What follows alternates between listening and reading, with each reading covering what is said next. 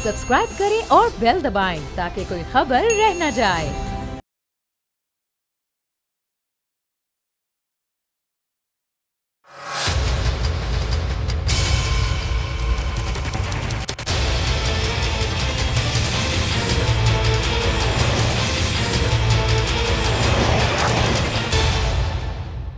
अस्सलाम वालेकुम, आप देख रहे हैं प्रोग्राम बस बहुत हो गया। मैं हूं अरबाब जहांगीर। आज तहरीक इंसाफ की हुकूमत ने अपनी 3 साल कारकर्दगी आवाम के सामने रख दी। ये प्रोग्राम म्यूजिक से भरपूर ऐसा था जैसे मुल्क के आवाम के सारे मसले हल हो गए हों। इमरान खान की 22 साल जद्दोजहद दिखाने के बाद गवर्नर सिंध को स्टेज पर गाना गाने के लिए बुलाया गया। एक गाना गाने पर उन्हें गवर्नर सिंध बनाया गया था। वो दूसरे गाने की तैयारी कर रहे हैं। तो इस मुल्क के आवाम का जो भी हाल हो, लेकिन मुस्तकबिल में उनकी तरक्की जरूर पक्की है। हुकूमत की 3 साल कारकर्दगी का जायजा लेने से पहले अवाम को वो वादे याद दिलाने बहुत जरूरी हैं जो वजीर आजम इमरान खान ने 19 अगस्त 2018 को कौम से अपने पहले खिताब में वजीर आजम बनने के बाद किए थे। उसमें सबसे पहला वादा था कि मुल्क में इस्लाहात पर मबनी नया निज़ाम लाया जाएगा। आज हमें वो इस्लाहात मुल्क के किसी सूबे, किसी हिस्से में नजर नहीं आती हैं। 3 साल पहले इमरान खान ने कर्जों को मुल्क का सबसे बड़ा मसला करार दिया था और कहा था कि वो सादगी अपनाएंगे। लेकिन ये कैसी सादगी अपनाई है कि आज मुल्क के कर्जों में 15,600 अरब रुपए का इजाफा हो चुका है। एक वादा वजीर आजम हाउस को यूनिवर्सिटी बनाने का भी था, लेकिन ऐसा कुछ भी अब तक इस कौम ने नहीं देखा है। कौम को खुशखबरी सुनाई थी कि करप्ट अफराद बचेंगे या मुल्क बचेगा। आज 3 साल बाद भी वही कहानी है, वही स्क्रिप्ट है, अमल सिफर है। और जिनको वजीर आजम करप्ट कहते थे और आज भी कहते हैं, वो कल भी आज़ाद थे और आज भी आज़ाद हैं। उनमें से किसी एक से भी एक पैसे की रिकवरी ये हुकूमत आज तक नहीं कर सकी है।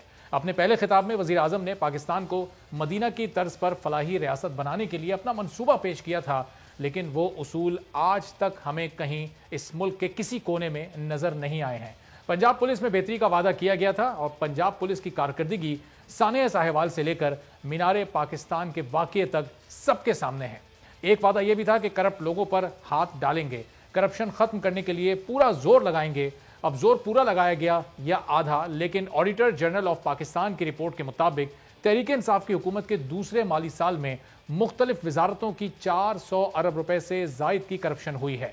वजीर आजम ने FBR को ठीक करने का वादा भी किया था, लेकिन आज 3 साल के बाद FBR के 6 चेयरमैन तब्दील हो चुके हैं। बार बार कप्तान तब्दील करने को इमरान खान टीम और इदारे की तबाही करार दिया करते थे, लेकिन अपने 3 साल दौर में वो 4 वजीर खजाना तब्दील कर चुके हैं। पंजाब का IG हर 4-5 महीनों बाद तब्दील हो जाता है। हुकूमत के इन 3 सालों में वजीर आजम के मुताबिक नैब की कारकर्दगी बहुत ही ज़बरदस्त रही है। उन्होंने आज अपने खिताब में बताया कि मुशर्रफ दौर के 8 साल और जिसे वो डेकेड ऑफ डार्कनेस कहते हैं, यानी 2008 से 2018 तक, यानी पीपल्स पार्टी और नून लीग के 10 साल का वो दौर जिसमें नैब ने सिर्फ 219 अरब रुपए रिकवर किए और मौजूदा हुकूमत के सिर्फ 3 सालों में नैब ने अब तक 519 अरब रुपए रिकवर किए हैं। लेकिन वजीर आजम मुल्क के करप्ट लोगों की जो फहरिस्त बताया करते थे, जिसमें सर फहरिस्त मियां नवाज शरीफ, आसिफ अली जरदारी, शहबाज शरीफ, पीपल्स पार्टी की और नून लीग की दीगर टॉप लीडरशिप शामिल है, इन लोगों में से तो अब तक नैब ने कुछ भी रिकवर नहीं किया है। फिर एंटी करप्शन पंजाब से मुतालिक वजीर आजम ने आज के खिताब में बताया कि सिर्फ एंटी करप्शन पंजाब ने इन 3 सालों में 400 अरब रुपए रिकवर किए हैं। इस रिकवरी में भी वो बड़े नाम शामिल नहीं हैं जो वजीर आजम की लिस्ट में टॉप पर मौजूद हैं। तो इन 3 सालों में चीनी की कीमत 100 रुपए किलो से ऊपर हो चुकी है। आटे की कीमत कहां से कहां पहुंच चुकी है, दुगनी से भी ज्यादा हो गई। और कल ही ECC ने 106 रुपए फी किलो चीनी और 61 रुपए फी किलो गंदम दरामद करने की मंजूरी दी है, जिसके बाद आने वाले दिनों में चीनी और आटे की कीमतों में मजीद इजाफा होगा और फिर इस इजाफे का बोझ दीगर चीज़ों पर भी पड़ेगा और महंगाई का एक नया तूफान आएगा। तो महंगाई से कैसे निपटना है, इसको कैसे कम करना है, 2018 वाली सतह पर महंगाई को कैसे लाना है, इसका कहीं कोई प्लान आज वजीर आजम ने नहीं दिया। और इस 3 साल महंगाई की जिम्मेदारी भी एक बार फिर उन्होंने माजी की हुकूमतों पर डाली। तो ये हुकूमत की 3 साल कारकर्दगी थी जो वजीर आजम ने आज पेश की, जिसमें उन्होंने बताया कि मईशत अब गुजरते वक्त के साथ मुस्तहकम होती जा रही है, मुआशी आशारिये बेहतर सिमत में जा रहे हैं, बुरा वक्त गुजर गया, जो टफ 2.5-3 साल का अरसा था वो हम गुजार चुके हैं। और एक बार फिर जहाँ जहाँ इस हुकूमत की हमें नाकामियाँ कहीं दिखाई दी, वो उन्होंने उसको पिछली हुकूमतों की कारकर्दगी से ताबीर किया। तो कमर ज़मान कायर साहब पाकिस्तान पीपल्स पार्टी के सीनियर रहनुमा हमारे साथ मौजूद हैं। कायर साहब, खान साहब ने आज बताया कि जब हुकूमत आई थी तो 20 अरब डॉलर का करंट अकाउंट खसारा था, आज वो सिर्फ 1.8 अरब डॉलर पर है। एक्सपोर्ट्स उन्होंने कहा कि पिछले 5 साल में नून लीग के दौर में बिल्कुल नहीं बढ़ी, हम इसको बढ़ाने की कोशिश कर रहे हैं। रेमिटेंसेस का उन्होंने जिक्र किया कि रिकॉर्ड रेमिटेंसेस इस वक्त हो चुकी हैं, कोरोना का मुश्किल वक्त 1.5 साल का गुजर चुका है और अब मुआशी तौर पर मुल्क तरक्की की तरफ जा रहा है। एग्री करते हैं आप, ये 3 सालों में बेहतर काम किया है इस हुकूमत ने? देखिए, वज़ीर आज़म साहब की अपनी गुफ्तगू में बहुत सारी बातें उन्होंने खुद ही अपनी साफ कर दी। मसलन वज़ीर आज़म साहब ने यूं तो बड़ा अपने कारकर्दगी का मुजाहरा किया और बड़ा इसका इजहार किया कि हमने बड़े काम किए हैं, लेकिन वो जिन चीज़ों को अपने अहदाफ बताते रहे, काश वो ये बता देते कि जब वो आए थे तो $20 अरब का ट्रेड सरप्लस था, यस डेफिसिट था, लेकिन वो डेफिसिट क्यों था?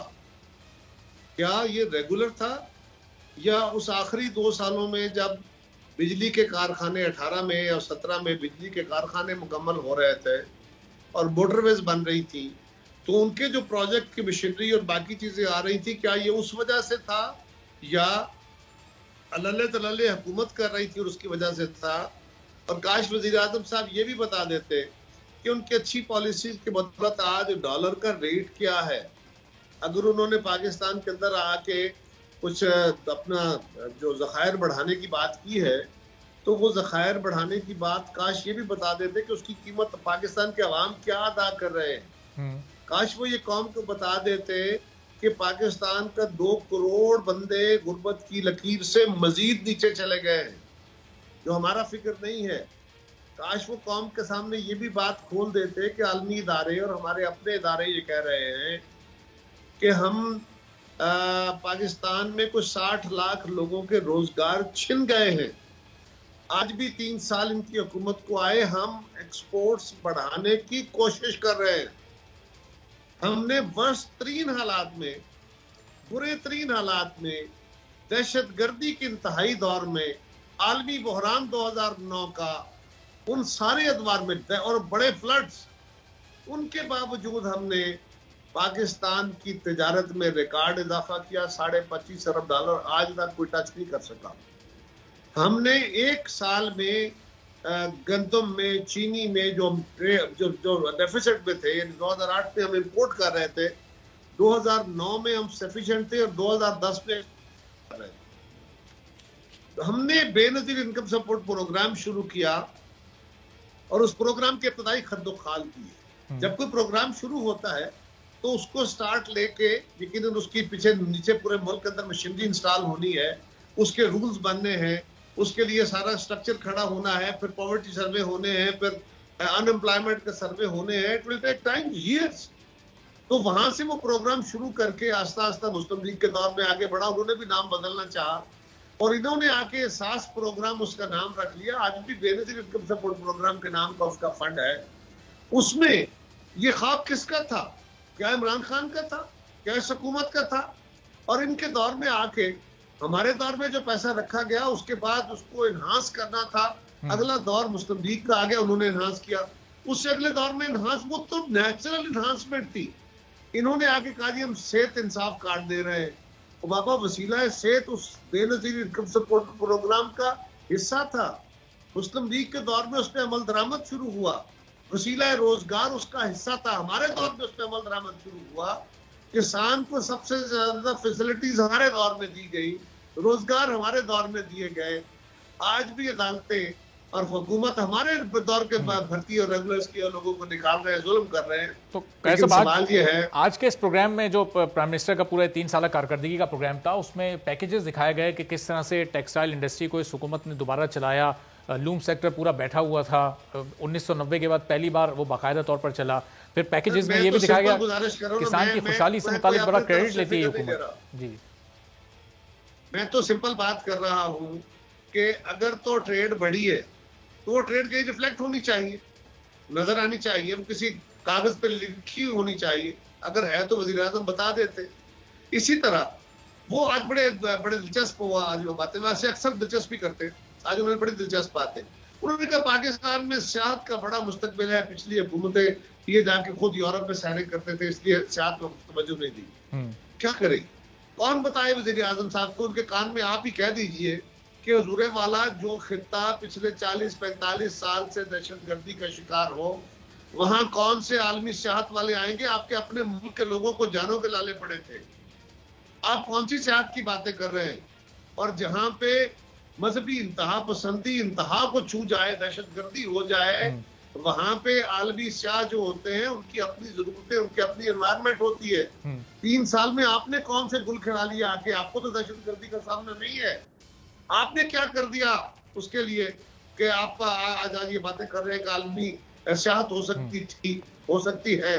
फिर कहते हैं हमारी ज़राअत में बड़ा पोटेंशियल है, इसमें अगर हम कोशिश करें तो कर सकते हैं। किसने रोका है? 3 साल हालात में जो बता उन देना इलाकों में क्या उस किया। वक्त खराब थे, वो उसका मलबा भी उन्होंने आपकी हुकूमत पर डाला कि ज़ाहिर है माजी की हुकूमतों ने अमेरिका की अफगानिस्तान की जंग में हिस्सा लिया, पाकिस्तान दूसरों की जंग में कूदा तो पाकिस्तान को ये नुकसान उठाना पड़ा, और उन्होंने अपनी सोच क्लियर कर दी है। देखिए, हमारी हमेशा से ये सोच थी उनकी, खान साहब की, कि आप ये खान जंग ना साहब तो लड़ें। तालिबान के साथ खड़े थे ना। खान साहब तो तालिबान के साथ खड़े थे, हम पाकिस्तान की आवाम के साथ खड़े थे। हम उस जंग का हिस्सा नहीं थे। वो जंग जनरल मुशर्रफ के और जनरल ज़िया के दौर में शुरू हुई थी, और जनरल मुशर्रफ के सबसे बड़े सपोर्टर इमरान खान साहब खुद थे। ये उनको उनके पोलिंग एजेंट थे जब उन्होंने रेफरेंडम कराया था अपनी सदारत के लिए। तो ये हमें ताने ना दें, वो ये खान साहब को ही मुबारक हो। हम तो उसका सबसे बड़ा शिकार रहे, हमारी तो क्यादत उसका शिकार, तो साथी उसका शिकार हुए। सो हम तो उस दहशतगर्दी के और उस अमरीकी जो जंग के साथी नहीं थे। हमने पाकिस्तान के अंदर सवात में बड़ी मुजम्मत, सवात में, मालाकंड में, बाजौड़ में, वजीरिस्तान में, वो जंगें हमने बड़ी कामयाबी से लड़ी, और 3-4 महीने के अंदर अंदर हमने लाखों लोगों को घरों में आबाद किया। और ये याद रखिए, ये हुकूमत दावे कर रही थी आज कि जी हमने ज़राअत में बड़ा कामयाबी हासिल की, रिकॉर्ड पैदावार हो गई, यानी गंदम की रिकॉर्ड पैदावार हो गई, और आज भी गंदम इंपोर्ट हो रही है। चीनी की रिकॉर्ड पैदावार हो गई है, और चीनी आज भी इंपोर्ट हो रही है। बड़ी हैरानगी की बात है कि कितनी ढिलाई के साथ ये बातें कर रहे होते हैं। अच्छा, फिर एक और बड़ी दिलचस्प बात है, कहते हैं कि हमने पाकिस्तान के रेवेन्यू बहुत बढ़ा दिया 3 सालों में। यानी जब हम आए थे, जब इनकी गवर्नमेंट आई थी, तो 3800 तकरीबन 3850 अरब रुपया पाकिस्तान का टैक्स रेवेन्यू था। आज 4800 कुछ अरब, ये फिर 900 अरब के करीब इजाफा हुआ है। और 900 अरब 4800 का, ये कोई 25% के दरमियान इजाफा है।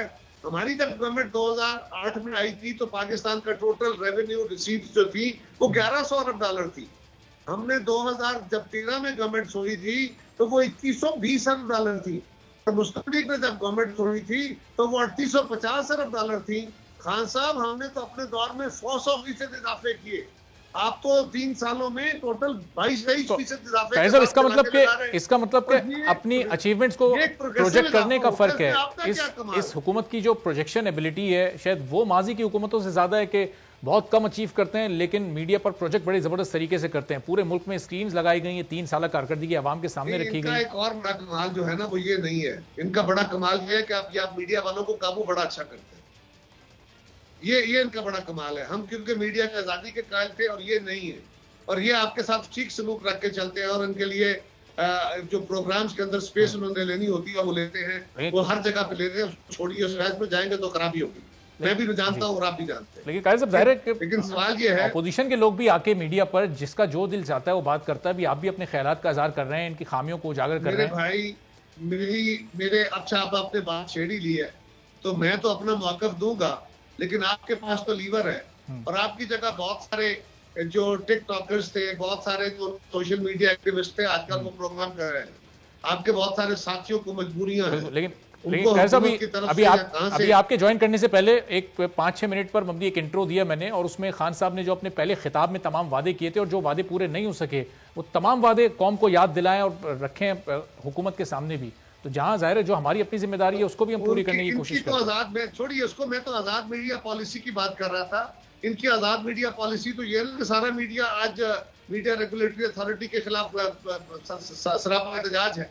तो मैं तो ये गुजारिश कर रहा हूँ कि हम बावजूद उसके मुसव्वदे का इंतजार है हमें भी कि उसका मुसव्वदा आए, पढ़ें उसमें क्या लिखा है क्या नहीं लिखा, फिर एग्री करना है नहीं करना, उसके बाद जाहिर है उस पर रद्द अमल देंगे। और फिर हम हर साल नहीं, उसके ऊपर तो जी मुसव्वदा उसका तकरीबन आ गया, उसके खत खाल भी सामने आने शुरू हो गए।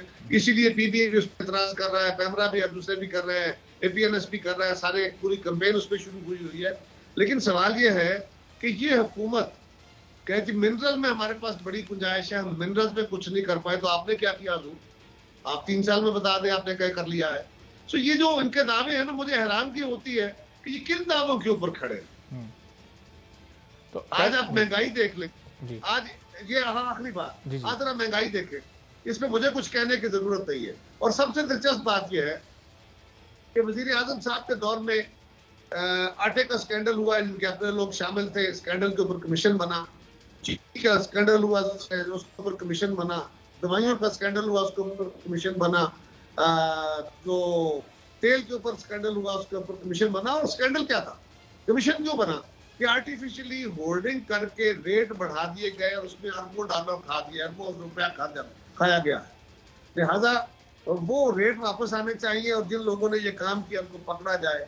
कोई एक कमीशन ऐसा नहीं है जिसमें किसी को सजा हुई हो। हाँ, वजीर हट गए, एडवाइजर हट गए, सजा किसी को नहीं हुई और रेट भी वापस नहीं आए।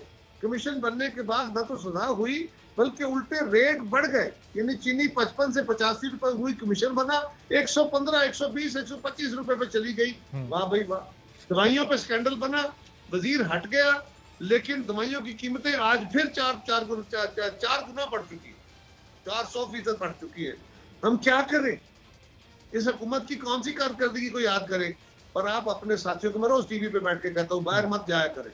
आपके अपने कैमरामैन हैं, आपके चौकीदार हैं, ये पीएम हैं, इनसे पूछिए कि पिछले 3 सालों में आपकी जिंदगी में आसानी आ गई है, आपको रोजगार आसानी से मिलने लगा है। ऐसा बिल्कुल आप सही कह रहे हैं कि इनसे पूछने की भी जरूरत नहीं है। मुश्किलात तो हमारे अपने लिए भी जाहिर बहुत खड़ी हो गई हैं, लेकिन ये मैं क्या कहूं, इस महंगाई का हल कायद साहब हुकूमत हमें ये बताती है कि अब आमदनी को बढ़ाना होगा। इसका मतलब कि महंगाई तो नहीं कम होगी। मुशर्रफ दौर के बाद जब पीपल्स पार्टी का दौर आया, इन चीजों की कीमतों में इजाफा हुआ। पीपल्स पार्टी के बाद नून लीग के दौर में भी कीमतें बढ़ी। तनख्वाहें कितनी बढ़ाई? इनसे पूछ ले पेंशनें कितनी बढ़ाई। वो कहते हैं मुल्क चलाने के लिए पैसे नहीं है, नौकरियां करेंगे। मुल्क तो डिफॉल्ट हो रहा था, हमने बड़ी मुश्किल से सऊदी अरब और चीन और कुछ दोस्त ममालिक की मदद से इकोनॉमी को खड़ा किया। तो क्या 2008 में मुल्क में लहरें बह रही थी, उस वक्त क्या खजाना भरा हुआ था? ये जो दास्तान वजीर आजम साहब सुना रहे हैं, ये हर वजीर खजाना की हमने यही तकरीर सुनी है। आपने कोई वजीर खजाना ऐसा नहीं देखा होगा जो कहे कि जब हम आए थे तो खजाना भरा हुआ था और हम सब बड़ा अच्छा चल रहा था। हर वजीर खजाना का, हमारे यहाँ तो हालत ही है ना कि मसाइल थोड़े हैं, मसाइल ज्यादा हैं। वो कहते हैं गंजी नहाएगी क्या और निचोड़ेगी क्या, तो उसमें तो मसाइल का गढ़ रहता ही है। ये इनके लिए कौन सा मसला तो हमारे लिए था जब दहशतगर्दी थी, जब कोई पाकिस्तान आके इन्वेस्टमेंट किया, यहाँ से खरीदारी करने आने को तैयार नहीं था, जब पाकिस्तान आलमी कटहरे में खड़ा हुआ था दहशतगर्दी की वजह से, और हम खुद उसका अजाब का शिकार थे। उस वक्त मसले थे, जब आलमी बहरान था उस वक्त मसले थे। इनको क्या मसला आ गया? साहब ये अपना मसला वो बताते ना कि ये 1.5 साल तो इनका कोविड में गुजर गया और फिर ज़ाहिर महंगाई एक बुनियादी फैक्टर होता है किसी भी हुकूमत के गैर मकबूल होने के लिए आवाम में। तो ये अनपॉपुलर डिसीजन हुकूमत क्यों अपने साथ कैरी करेगी? ये कीमतें क्यों हुकूमत ये बर्दाश्त करेगी कि ये बढ़ी रहें, आवाम को मुश्किलात होती रहें? इस तरह तो फिर अगले इलेक्शन में आवाम किसी और जमात का इंतखाब कर लेंगे। तो ये वाकई ये हकीकत में मुश्किलात हैं, इनके लिए चैलेंजेस चाहिए। अवाम को भी किसी ने बताना होता है, उसने हौसला देना होता है, तभी अवाम हुकूमतों के खिलाफ खड़े होते हैं, वरना अवाम के पास इतना वक्त नहीं होता। तो बेचारे तो अपने रोजी रोटी के चक्रों में होते हैं। जब अपोजिशन इकट्ठी हुई थी तो अपोजिशन ने इकट्ठे होकर हुकूमत का जब सारा कच्चा चिट्ठा खोला और इनकी हकायत कौम के सामने रखे, तो आपने देखा कि हुकूमत की हवाइयां उड़ गई। बाय इलेक्शन हुए, 12 में से 11 हम जीत गए। सेनेट इलेक्शन हुआ, हम जीत गए। चेयरमैन का इलेक्शन हम जीत गए, लेकिन वो डाका मार लिया गया। उसके बाद पीडीएम के अंदर जमातों ने, मुस्लिम लीग और जेयूआई ने, हमें पता नहीं किस जोम में या किस कमिटमेंट के तहत हमें उससे अलग करने के लिए बेमानी किस्म का इल्जाम लगा के हमें उससे अलग कर दिया गया। और उसके बाद कश्मीर के इलेक्शन हुए तो अपोजिशन को नुकसान हुआ। सियालकोट का इलेक्शन एक आया था, उसमें नुकसान हुआ। हम तो ये कह रहे हैं कि इस हुकूमत की पॉपुलैरिटी पे ये नहीं खड़े, हाँ, अपोजिशन आपस में इकट्ठे नहीं रही, उसकी वजह से हुकूमत को सांस लेने का मौका मिला है, वरना इनकी तो सांसें उखड़ी हुई थी। सही। और साहब ये इकट्ठे ना रहने की भी बुनियादी वजह नून लीग और मौलाना साहब को ही आप समझते हैं? कोई शक नहीं है। हमें अगर पीडीएम से अलग ना करते, और हमारा मुतालबा क्या था कि पीडीएम ने जो एक तहरीरी मुआहदा किया हुआ है जिसपे सारी जमातों की दस्तखत है, उस पे जो लिखा हुआ है उस पर अमल करें। और उसकी सेकंड लास्ट क्लास जो थी वो थी कि हम इनके खिलाफ अदम एतमाद की तहरीक लाएंगे, ये साथी। और उसका आखिरी क्लास थी कि अदम एतमाद की तहरीक में नाकामी की सूरत में जरूरत पड़ी तो हम इस्तीफे देंगे, तो ये अदम एतमाद की तरफ नहीं जाते थे, हम कहते थे अदम एतमाद करें, जो कि मुमकिन था। और आज समझ आया कि मुस्लिम लीग अदम एतमाद इसलिए नहीं करना चाहती, उनकी कोई मजबूरी है, कोई कमिटमेंट है, क्योंकि उनके तो सारे लोग कह रहे हैं साहब अगर इस वक्त नून लीग राजी हो भी जाए तो अब तो चौधरी साहब की जमात को भी, चौधरी मोनी सलाई को एक वजारत मिल चुकी है। कल नजीर चौहान साहब ने वज़ीर आज़म से माफी मांगी, उन्हें माफी मिल गई, तो वो मामला भी हल हो गया जहांगीर तरीन ग्रुप का। तो अब आप अदम एतमाद की तहरीक किस बुनियाद पर लाएंगे फिर? देखिए, पहली बात तो यह है, मैं आज की बात नहीं कर रहा हूँ, मैं जब की बात कर रहा हूँ जब ये सारा कुछ नहीं था। दूसरी गुजारिश यह है कि चौधरी साहबान से हटके, जहांगीर तरीन साहब से हटके, उनका ग्रुप आज भी नाला है, लेकिन उनके ग्रुप से हटके भी लोग पेट पकड़े बैठे हैं।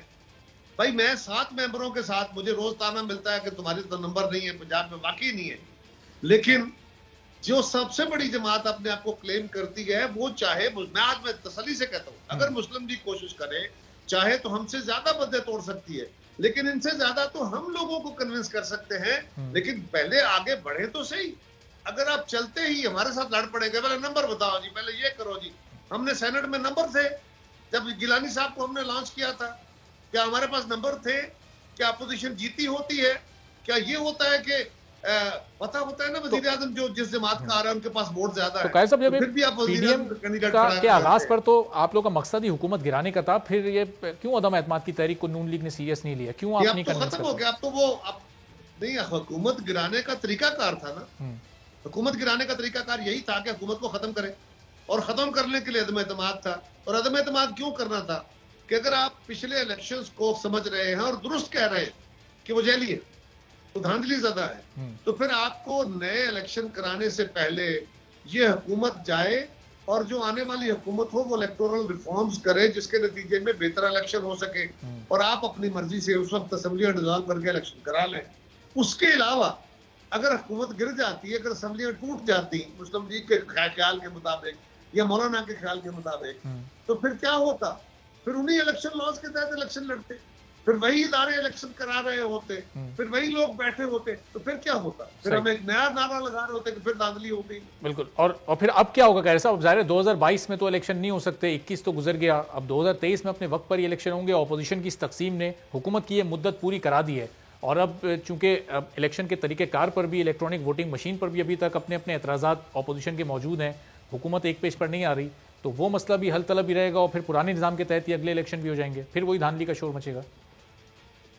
देखिए जी, बदकिस्मती यह है कि इलेक्शन हमारे मुल्क के अंदर एक बड़ा सीरियस क्राइसिस है इलेक्शन का, और इलेक्शन के ऊपर बहुत शोर रहा हमेशा, लेकिन और हमने इसीलिए कोशिश की थी कि आइन साजी हमारे दौर में हुई, हमने 18वीं तरमीम की, 19वीं तरमीम की, हमने एनएफसी किया, हमने जितनी लेजिस्लेशन की रिकॉर्ड, वो सारी लेजिस्लेशन हमने इत्तेफाक राय से की।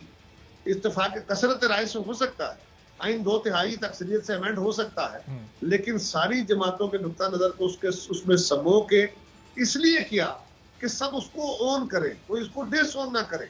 जिस तरह ये हुकूमत इलेक्टोरल रिफॉर्म्स करने जा रही है कि कभी ऑर्डिनेंस के जरिए रिफॉर्म्स कर देती है, कभी कौमी असम्बली के सारे रूल सस्पेंड करते हुए एक दिन में 25 कानून पास कर देती है, कभी इलेक्ट्रॉनिक मशीन के ऊपर इतनी लड़ाई होती है, कहते हैं हम इलेक्शन कमीशन को ही कुछ नहीं समझते, या अपनी मीटिंगों में जो इलेक्शन एक्सपर्ट्स हैं उनको, पिलराट को, या इस तरह के बाकी दारोफाफन को, आजाद मीडिया को, या जो इलेक्शन कमीशन के माहिरीन हैं उनको आने की इजाजत नहीं देते। ये खुद ही आलम फाजल बन के बैठ गए।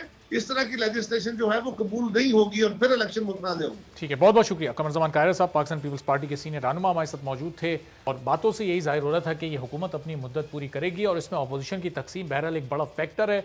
और जो अदम एतमाद की तहरीक इब्तिदा में पीडीएम बनने के कुछ अरसे बाद, अब से चंद अरसे पहले पीपल्स पार्टी ने दी थी, उस पर नून लीग नहीं मानी, और अब नून लीग को वो ये कसूरवार ठहरा रहे हैं कि ये हुकूमत अभी तक अपनी जगह पर मौजूद है। एक ब्रेक के बाद नून लीग का मौक़िफ़ जानेंगे। अली परवेज़ मलिक साहब नून लीग के सीनियर रहनुमा हमारे साथ मौजूद होंगे।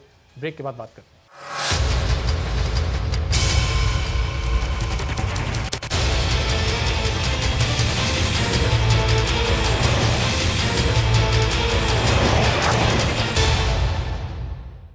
प्रोग्राम में एक बार फिर आपको खुशामदीद कहते हैं। ब्रेक से पहले पीपल्स पार्टी के सीनियर रहनुमा कमर ज़मान कायरा साहब हमारे साथ मौजूद थे। उन्होंने कहा कि नून लीग ने पीपल्स पार्टी की अदम एतमाद की तजवीज़ को ना मानकर इस हुकूमत को मौका दिया है कि ये अपनी मुद्दत पूरी करे, और नून लीग नहीं चाहती थी कि ये पंजाब हुकूमत गिरे, वरना पीपल्स पार्टी के पास नंबर पूरे थे और फिर इसी वजह से पीपल्स पार्टी को पीडीएम से नून लीग की कोशिशों की वजह से ही अलहदा किया गया। तो अब इस हुकूमत की 3 साल कारकर्दगी और नून लीग पर ये जो इस वक्त कमरजमान कायरा साहब ने इल्ज़ाम लगाया है, इसका जवाब लेते हैं। अली परवेज़ मलिक साहब नून लीग के सीनियर रहनुमा हमारे साथ मौजूद हैं। तो अली परवेज़ साहब, कायरा साहब आज भी बड़े कॉन्फिडेंट थे, अब तो ज़ाहिर हालात बदल चुके हैं, जहांगीर तरीन ग्रुप बहुत ही अब गैर मौसर हो गया, एक वक्त में वो बड़ी ताकत के साथ उभरा था, फिर परवेज़ इलाही साहब के बेटे मोनिस इलाही को उस वक्त तक वजारत नहीं मिली थी, तो शायद पीपल्स पार्टी के पास उस वक्त नंबर पूरे थे, आप लोगों ने मौका मिस कर दिया। बिस्मिल्लाहिर्रहमानिर्रहीम। बहुत शुक्रिया अरबाब साहब, आज आपने अपने शो में मौका दिया। देखें, कमरजमान कायरा साहब एक सीनियर सियासतदान है, मैं उनकी बहुत इज्जत करता हूं। मुझे अच्छा नहीं लगता कि उन्होंने जो आपके पहले सेगमेंट में गुफ्तगू की, मैं उसके ऊपर लोगों की या उनकी इस्लाह करूं। देखें, गुजारिश इस तरह से हम किसको बेवकूफ़ बना रहे हैं कि पीडीएम की तहरीक को किसने कमज़ोर किया? आपका क्या ख्याल है कि वो जो एक वजाहती नोट है उसने कमज़ोर किया? क्या आपका ये ख्याल है कि जो इस्तीफ़ों के ऊपर हमारी जमात की या पीडीएम की बाकी की जमातों की जो इंसिस्टेंस थी, क्या उसने इस तहरीक को कमज़ोर किया? हम किसको बेवकूफ़ बना रहे हैं? गुजारिश इस तरह से है कि हम क्योंकि जानते हैं कि एक इत्तेहाद को आगे लेके चलने के लिए आपको डिफरेंट पॉइंट ऑफ व्यूज को कैरी करना पड़ता है। तो आपको याद होगा हमने कहा था जब तक कंसेंसस डेवलप नहीं होता तो हम इस्तीफे के एजेंडे को और उसके साथ ही लॉन्ग मार्च, क्योंकि लॉन्ग मार्च के बाद आपने किसी चीज के ऊपर कंक्लूड करना था, किसी हाई पॉइंट के ऊपर, किसी क्लाइमेक्स के ऊपर, तो इन दोनों चीजों के ऊपर फैसला जो था वो मौखर कर दिया गया था। जो हमारा जो आपस में इख्तलाफात है जिसकी वजह से पीडीएम के अंदर से पाकिस्तान ये पीपल्स पार्टी बाहर निकली, एएनपी बाहर निकली, वो इसलिए था कि इन्होंने इत्माद की जो फिजा थी उसको एक दफा फिर ठेस पहुंचाई। मैं एक दफा फिर इसलिए कह रहा हूं क्योंकि आपको याद होगा कि इमरान खान साहब जब वजीर आजम का इलेक्शन भी लड़ने के लिए आगे आए थे, उस वक्त भी पीपल्स पार्टी की इंसिस्टेंस के ऊपर शहबाज शरीफ साहब को मुतफक्का कैंडिडेट बनाया गया था और खुर्शीद शाह साहब को स्पीकर का मुतफक्का कैंडिडेट बनाया गया था। हमारे सारे वोट उस वक्त भी खुर्शीद शाह साहब को डल गए थे, और जब शहबाज शरीफ साहब के इलेक्शन की बारी आई तो आपको पता है कि किसने अपना कैंडिडेट वहां पे पुट अप कर दिया। बिल्कुल उसी तरह आप जब ये मामला तय हो चुका हुआ था कि सेनेट के जब इलेक्शंस होंगे चेयरमैन के, तो उनके चेयरमैनशिप के लिए पीपल्स पार्टी का कैंडिडेट होगा, उसके बाद डिप्टी चेयरमैन के लिए जेयूआईएफ का होगा, और जो लीडर ऑफ द ऑपोजिशन का ओहदा है वो पाकिस्तान मुस्लिम लीग नवाज के पास जाएगा। तो आप मुझे बता दें क्या यूसुफ रजा गिलानी साहब को जब चेयरमैन सेनेट मुंतखब होना था कोई हमारा एक वोट भी जाया हुआ? वो बाद में आके इनके अपने लोगों ने बताया ना जी, हमें कहा था कि कहीं पे भी स्टैंप लगा लें और इसलिए 6 वोट मुतनाज़े हो गए। फनाला फजलुर रहमान साहब के कैंडिडेट को भी वोट हमारी तरफ से पूरे पड़ गए। तो मुझे बताएं कि क्या जब हमारी बारी आई तो एक छोटे से ओहदे के पीछे पीपल्स पार्टी जाके हुकूमती इत्तेहाद के बाप पार्टी के उम्मीदवारों को, सेनेटरों को अपने साथ जोड़ के क्या इन्होंने वो लीडर ऑफ द ऑपोजिशन का अपना कैंडिडेट वहां पे अपॉइंट नहीं करवा लिया? तो वहां से इख्तिलाफात बिगड़े थे, और वहां पे जब इन्होंने वजाहत नहीं दी और इन्होंने उसके पीछे छुपने की कोशिश की तो ये पीडीएम के अंदर दरार आई, और उसकी जिम्मेदारी सिर्फ और सिर्फ इस चीज के ऊपर है कि हमने तहरीक, जिसका मकसद ये नहीं था कि सिर्फ हुकूमत को घर भेजा जा सके, जिसका मकसद ये था कि आइन की बालादस्ती के लिए, इस मुल्क के अंदर इदारों को मजबूत करने के लिए, इस कल्चर को लाने के लिए कि जी इदारे अपने जो दायरा कार है उसके अंदर रहकर काम करें, उसके लिए इस तहरीक को आगे बढ़ाया जाए, उसको इन्होंने ठेस पहुंचाई, और इस ठेस की वजह से इनडायरेक्टली इन्होंने हुकूमत को फायदा पहुंचाया। बिल्कुल मैं आपके साथ इस चीज पे इत्तेफाक तकसीम की वजह से हुकूमत ने आज अपनी ये 3 साल कारकर्दगी रिपोर्ट भी पेश की 2023 के इलेक्शन तक। अब बज़ाहिर तो इस हुकूमत को कहीं कोई खतरा नहीं लग रहा।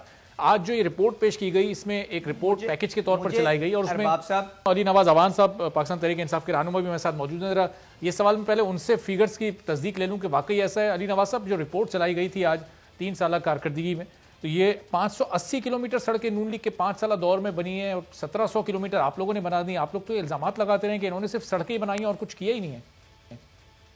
देखिए, ओवरऑल आपने हर शोबे के अंदर काम करना होता है। डेवलपमेंट एक बहुत जरूरी शोबा है, इंफ्रास्ट्रक्चर डेवलपमेंट बहुत ही जरूरी शोबा है, पर क्या उसके साथ साथ कोई और काम हुआ कि नहीं हुआ, ये आपका मेन सवाल होना चाहिए। तो आप देखें, हमारे जो मंशूर है वो 3 चीजों के ऊपर है, खुददारी है, इंसानियत है और इंसाफ है। खुददारी की बेस पे आपने अपनी फॉरेन पॉलिसी अपनाई और आपके सामने फैसले हैं, अगर कहेंगे तो 1-1 करके, एक एक करके सारे आपके सामने। नो मोर से एब्सोल्युटली नॉट तक के सारे फैसले गिनवा सर इंसाफ से शुरू करते हैं, चूंकि हमारे पार्टी का नाम भी तहरीक इंसाफ है। अब ये सुने तो सही, इंसानियत पे अगर आते हैं तो आप ये देख लें, इंसानियत अगर आते हैं तो पाकिस्तान में पहली दफा एक एहसास प्रोग्राम शुरू किया गया, कफालत प्रोग्राम शुरू किया गया, उसके तहत पनाहगाहें बनाई गई, उसके लंगर खाने बनाए गए। 114.8 अली नवाज साहब, अभी कायरा साहब आपसे पहले गुफ्तगू कर रहे थे, उन्होंने कहा बेनजीर इनकम सपोर्ट प्रोग्राम के नाम को सिर्फ ब्रांडिंग चेंज कर दी गई, बाकी वो प्रोग्राम की कंटिन्यूएशन है। नहीं, पर मेरा ख्याल आपको इसमें इनपुट होना चाहिए कि मेरा ख्याल है बच्चे खासे इसके ऊपर वर्किंग करते हैं। जो वो डाटा था बेनजीर इनकम सपोर्ट फंड का, बहुत अच्छा काम हुआ था उसका। वन ऑफ द सब्जेक्ट हो सकता है एहसास का बेनजीर इनकम सपोर्ट फंड, जिसमें से जो बेवा खवातीन थी उनका 40 लाख का डाटा था, जिनको 5,000 महाना किस्त जारी की जाती थी, जिसमें से 8 लाख डाटा आपके सामने हमने उसमें से निकाल दिया। जो फर्स्ट था जिसमें बहुत सारे सरकारी मुलाजमीन, जिसमें बहुत सारा अमला, सरकारी पॉलिटिकल लोग थे।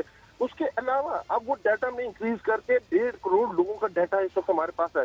तो पॉवर्टी लाइन से थोड़ा सा ऊपर या नीचे रहते जो जिंदगी गुजर बसर कर रहे हैं, उसके लिए एहसास हमने इमरजेंसी कोविड के अंदर लॉन्च किया। वर्ल्ड बैंक ने कहा कि आप तीसरे नंबर पे हैं दुनिया में 2 चीजों पे, कि सबसे ज्यादा लोगों को आपने इस कैश प्रोग्राम के अंदर, एहसास कैश प्रोग्राम के अंदर लेके, और स्पीडी कितनी जल्दी आपने उन तक पहुंचाया। उसके बाद आपने इंसानियत की बेस पे देखा कि आपने हेल्थ कार्ड ऑल ओवर पूरा केपी के पंजाब में लॉन्च हो चुका हुआ है, और इस्लामाबाद में इंशाल्लाह ताला दिसंबर तक ये लॉन्च हो जाएगा कि आप 10 लाख की इंश्योरेंस दे रहे हैं हर खानदान को, चाहे वो किसी मर्जी हॉस्पिटल में जाए, क्रॉस द बोर्ड उसका फ्री इलाज होगा। और सिंध में कब आएगा अली साहब? लेके आए अली नवाज साहब, सिंध में कब आएगा ये हेल्थ कार्ड? सिंध वाले जाने डिवॉल्व सब्जेक्ट है, मेरा ख्याल है ये आपको मुझसे सवाल ही पूछना नहीं चाहिए था। ये डिवॉल्व सब्जेक्ट है और सिंध वाले जाने ही पाएगा उसके बाद। अगर हमारे पास जैसे कोविड की हद तक हमने सिंध को पूरी तरह अपने साथ रखा है। कोविड के अंदर हमने साथ और कोविड दोनों के अंदर आज जितनी भी वैक्सीन पूरी दुनिया पाकिस्तान में जो 4 करोड़ से ज्यादा लोगों को लग चुकी है, और इसमें सिंध भी शामिल है, वो सारी की सारी फेडरल गवर्नमेंट ने दी है। उसके साथ जो एहसास कैश प्रोग्राम है जो कोविड के अंदर आया था, सबसे बड़ा शेयर सिंध को मिला था 34% का, तो वो उसके साथ साथ है। पर ये डिवॉल्व सब्जेक्ट है, ये पॉलिसी सिंध गवर्नमेंट ने खुद लेके आनी है। उसके बाद अगर आपने एजुकेशन में सिंगल नेशनल करिकुलम, सब बातें करते थे, सब कहते थे तबकाती निजाम है, अमीर के लिए इंग्लिश मीडियम स्कूल है, उसके बाद जो दरमियानी तबका वो सरकारी स्कूल है, उससे नीचे मदारिस है, करता कोई कुछ नहीं था। पहली दफा सब लोगों को ऑन बोर्ड लिया गया, इवन मदारिस तक को ऑन बोर्ड लिया गया। 40 रुकनी हाईटेक कमेटी बनाई गई, सिंगल नेशनल करिकुलम लाया गया, सब ऑन बोर्ड है। 1 से 5वीं तक उसको इम्प्लीमेंट कर दिया गया, टेक्स्ट बुक्स बनाई दी गई और उसको ओपन रखा गया। लेकिन अली साहब, इसमें भी बड़ी कंफ्यूजन्स हैं। ये जो कैम्ब्रिज सिस्टम था, जो इंग्लिश मीडियम सिस्टम था, जो उर्दू मीडियम सिस्टम था, ये सब एक ही करिकुलम पढ़ाया जाएगा या वो एक कहीं कोई मिनिमम बेंचमार्क तय कर लिया गया है? ये देखिए, ये ब्रॉडर गाइडलाइंस है, ये ब्रॉडर गाइडलाइंस है। इसके अंदर एक मॉडल टेक्स्ट बुक बना दी गई है।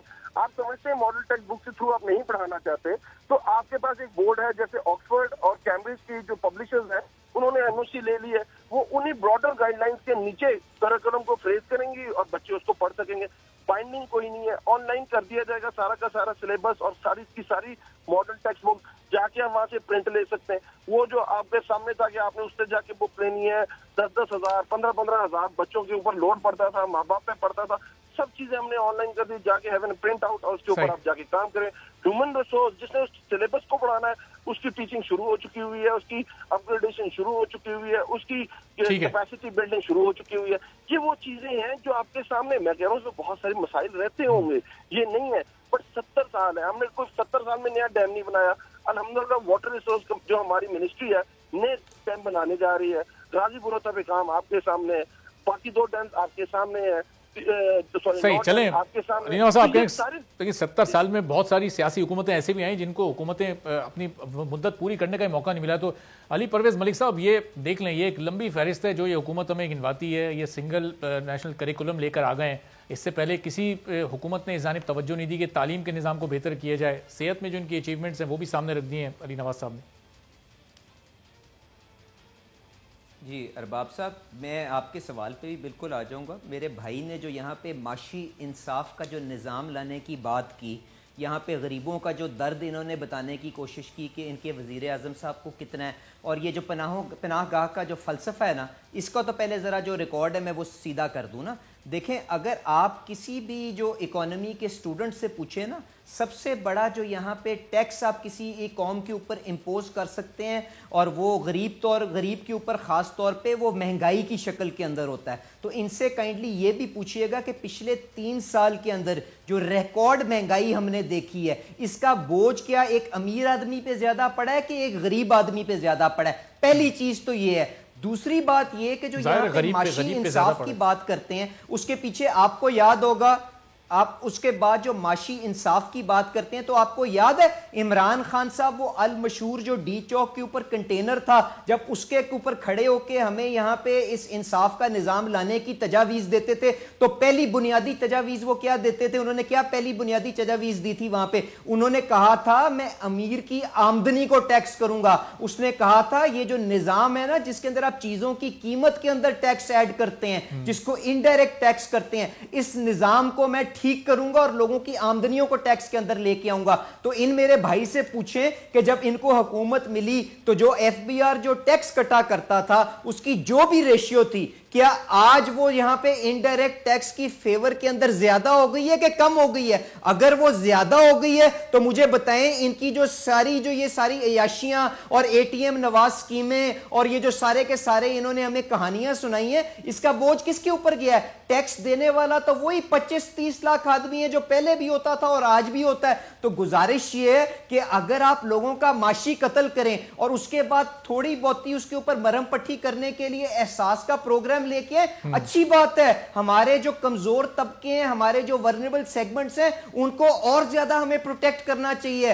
पर उसके पीछे जो बुनियादी वजह है, पहले उसकी तो इस्लाह कर लेना और उसके बाद इस डायरेक्शन के अंदर है। लोगों के कारखाने बंद करके उनको लंगर खानों में पहुंचा देना, ये कहां का फलसफा है? मैं तो इसके ऊपर इनसे जवाब चाहता हूं। उसके बाद आके हमें ये बताते हैं कि जी हमने कितनी जबरदस्त यहां पे माशी तरक्की की है, हमने 4% अली नवाज साहब रिस्पॉन्ड करना चाह रहे हैं। मेरी एक जवाब नहीं, मेरी बात सुने।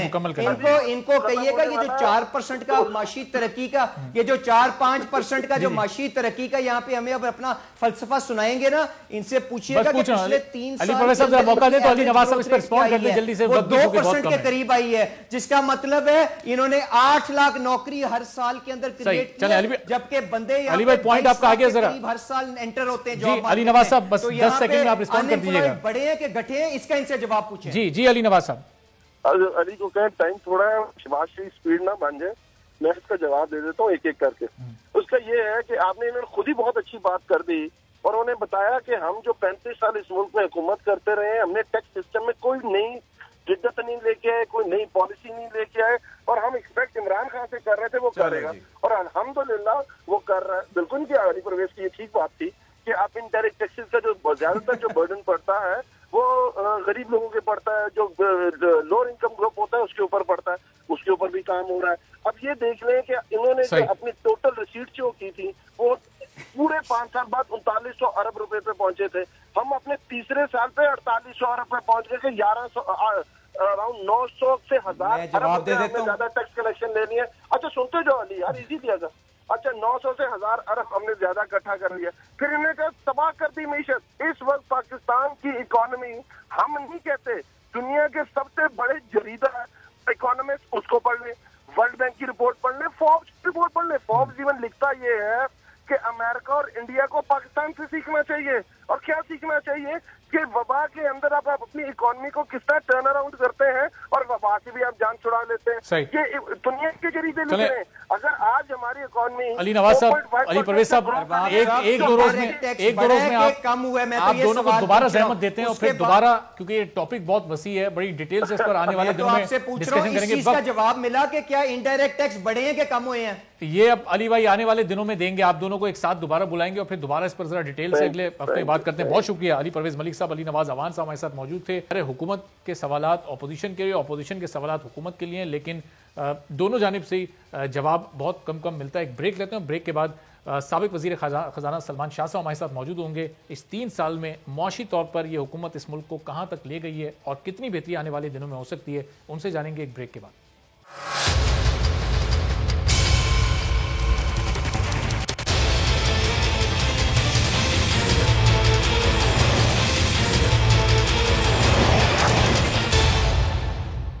प्रोग्राम में एक बार फिर आपको खुशामदीद कहते हैं। और पाकिस्तान तहरीक इंसाफ की हुकूमत ने आज अपनी 3 साला कारकर्दगी आवाम के सामने रखी, जिसमें उन्होंने बताया कि अब मुआशी अशारिये मुल्क के इस तीसरे और जब चौथा साल शुरू हो गया इसमें मुस्तहकम होने जा रहे हैं। जिस वक्त पाकिस्तान तहरीक इंसाफ ने मुल्क संभाला तो मुल्क डिफ़ॉल्ट होने जा रहा था, मईशत की उस वक्त बहुत बुरी हालत थी।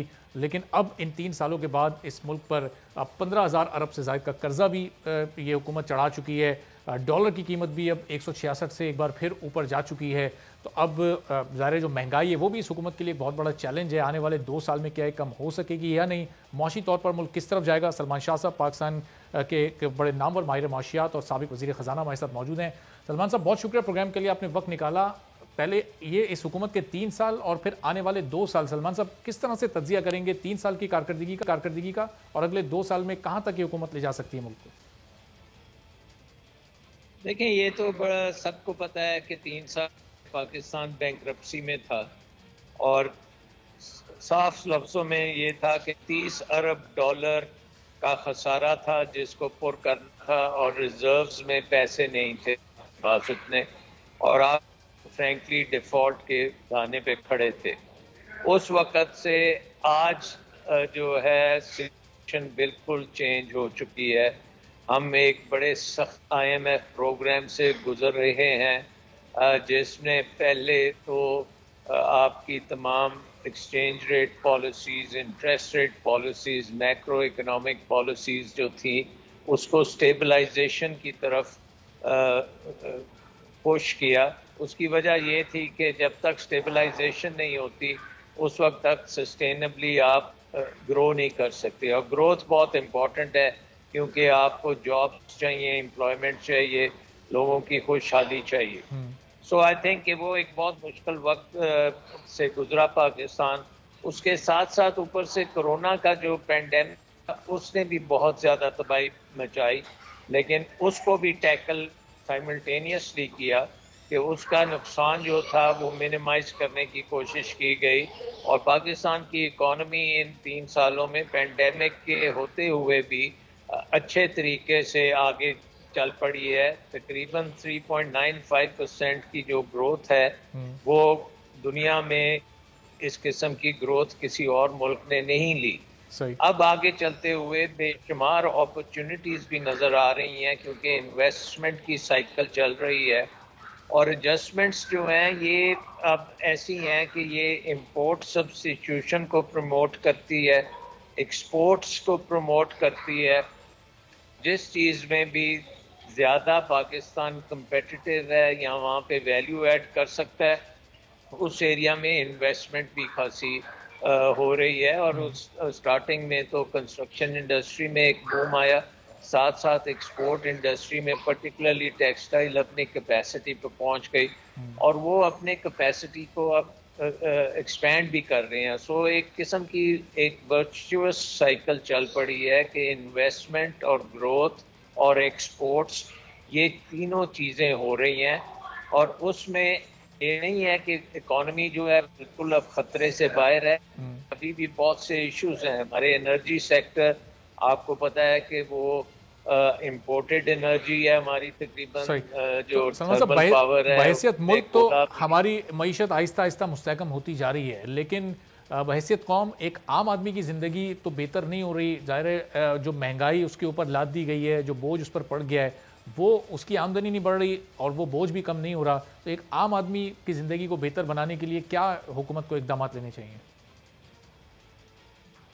देखें, एक तो ये है 60% हमारी आबादी जो है वो रूरल एरियाज में है और रूरल एरिया में आपने देखा जो गवर्नमेंट ने प्राइसिंग स्ट्रक्चर रखा है, गंदम की कीमत 1300 रुपये मन से 1800 रुपये मन करनी, शुगर केन की कीमत को बढ़ाना, तो एक बहुत बड़ा इंजेक्शन रूरल इकॉनमी में गया है जिसकी वजह से रूरल इकॉनमी में एम्प्लॉयमेंट जनरेशन भी हुई है और खुशहाली भी आई है।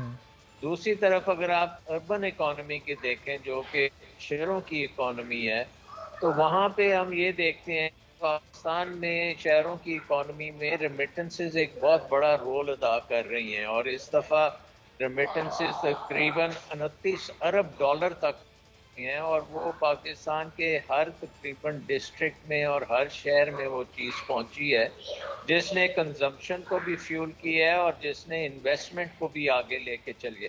सो आई थिंक कि महंगाई ज़रूर है, लेकिन उसका तोड़ जो है वो भी मौजूद है कि लोगों के पास आमदन में इजाफा डेफिनेटली हुआ है। दूसरी तरफ ये भी है कि एम्प्लॉयमेंट जनरेशन जो पेंडेमिक की वजह से डिस्टर्ब हुई थी वो खासी हद तक रिकवर कर चुकी है। अब जो सिर्फ सेलेक्टिव शटडाउन्स होते हैं या लॉकडाउन होता है उसमें उस एरिया में कुछ रिटेल एक्टिविटी कम होती है या रेस्टोरेंट। सलमान साहब, ये अब आने वाले इस हुकूमत के 2 साल और बाकी हैं, इसका मतलब कि इन 2 सालों में भी महंगाई कम नहीं होगी। एक आम आदमी को अपनी आमदनी को ही बढ़ाना होगा इस महंगाई के चैलेंज को पूरा करने के लिए। देखें, ये महंगाई जो है ये कॉस्ट पुश महंगाई है, ये डॉलर की कीमत और एनर्जी की कीमत से लिंक्ड है। अगर ये हमारी इकोनॉमिक रिकवरी जिस तरह से चल रही है उसी तरह होती गई और हमारी एक्सपोर्ट्स जो हैं वो बढ़ती चली गई और एनर्जी डिपेंडेंस जो है हमारी कम हो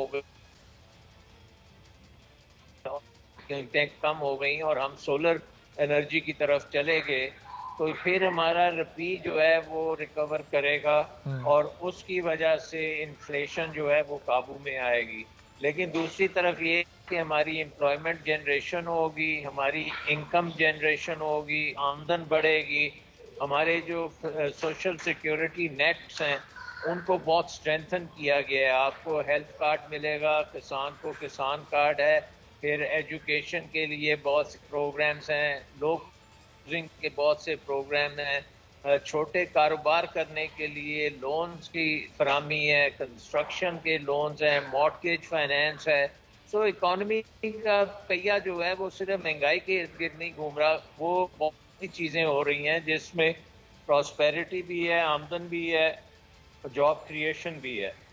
ठीक है, चलें, बहुत बहुत शुक्रिया सलमान शाह साहब, हमारे मौशियात साबिक वज़ीर ख़जाना हमारे साथ मौजूद थे। कह रहे थे कि ज़ाहिर महंगाई हर दौर में होती है, लेकिन इस पर काबू पाने का इसका सबसे बड़ा तोड़ यही है कि आमदन में इजाफा किया जाए और जो हमारी रूरल आबादी है उसकी आमदन में इजाफा करने के लिए हुकूमत ने खातिर ख्वाह इक़दाम भी किए हैं। आज के प्रोग्राम से इजाज़त दीजिए, अल्लाह हाफ़िज़।